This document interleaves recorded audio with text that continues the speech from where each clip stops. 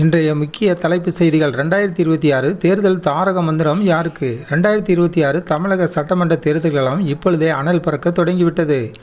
கோட்டை யாருக்கு என்ற கேள்வி தமிழகத்தின் பட்டித்தொட்டி எங்கும் எதிரொலிக்கும் வேளையில் அரசியல் களத்தை அதிர வைக்கும் ஒரு புதிய கருத்து கணிப்பு முடிவு வெளியாகியுள்ளது.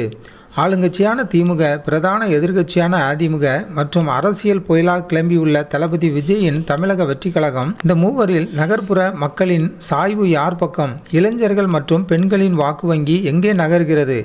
லயோலா கல்லூரி முன்னாள் மாணவர்களின் IPTL அமைப்பு நடத்திய இந்த அதிரடி சர்வே முடிவுகளை பற்றி தான் இந்த வீடியோவில் விரிவாக பார்க்க இருக்கிறோம். முதல்வர் ரேஸில் முதலிடம் யாருக்கு? முதலில் அடுத்த முதல்வர் யார் என்ற கேள்விக்கு மக்கள் அளித்த பதில் அரசியல் விமர்சகர்களை ஆச்சரியத்தில் ஆழ்த்தியுள்ளது.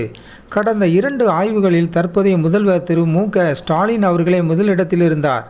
ஆனால் இந்த 3வது ஆய்வில் ஒரு மிகப்பெரிய மாற்றம் ஏற்பட்டுள்ளது.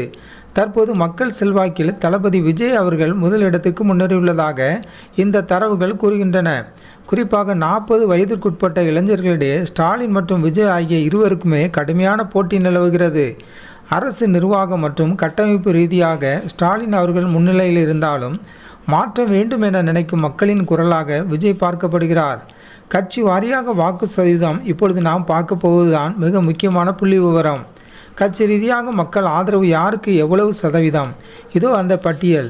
கட்சி வாக்கு சதவீதம்: தமிழக வெற்றி கழகம் TVK 19.20% முதல் இடத்தில்.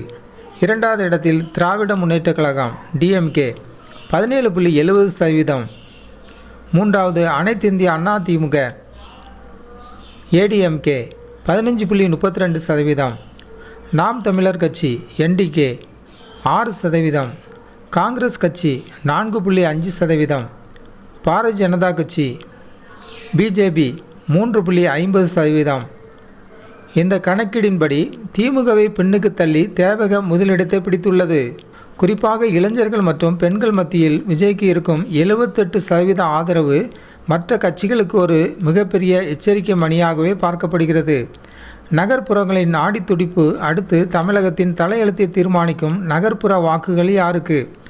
நகரங்களில் வசிக்கும் மக்கள் இன்னும் திராவிட மாடல் மீது நம்பிக்கை வைத்திருக்கிறார்களா அல்லது புதிய மாற்றத்தை விரும்புகிறார்களா? நகர்ப்புற ஆய்வில் லயோலா கருத்து கணிப்பில் நகர்ப்புற ஆய்வில் திமுக 24.77% ஆதரவுடன் நுழையிலையில் முதலிடத்தில் உள்ளது. தேவக 23.46% பெற்று திமுகவுக்கு மிக நெருக்கமான போட்டியை தருகிறது. 3வது அதிமுக 20.55% வலுவான 3வது இடத்தில் நீடிக்கிறது. இதிலிருந்து தெரிய வருவது என்னவென்றால், நகர்ப்புறங்களில் திமுகவிற்கும் விஜய்க்கும் இடையிலான இடைவெளி வெறும் 1.3% மட்டுமே. இது வரும் தேர்தலில் வெற்றியை தீர்மானிக்கும் முக்கிய காரணியாக அமையும். இந்த கருத்து கணிப்பு முடிவுகள் ஒரு விஷயத்தை தெளிவாக உணர்த்துகின்றன. தமிழக அரசியலில் இனி இருமுனை போட்டி அல்ல, அது மும்முனை போட்டியாக உருவெடுத்துள்ளது. விஜயின் வரவு அதிமுக மற்றும் திமுக ஆகிய இரு கட்சிகளின் வாக்கு வங்கிகளிலும் ஒரு தாக்கத்தை ஏற்படுத்தியுள்ளது என்பதில் சந்தேகமில்லை.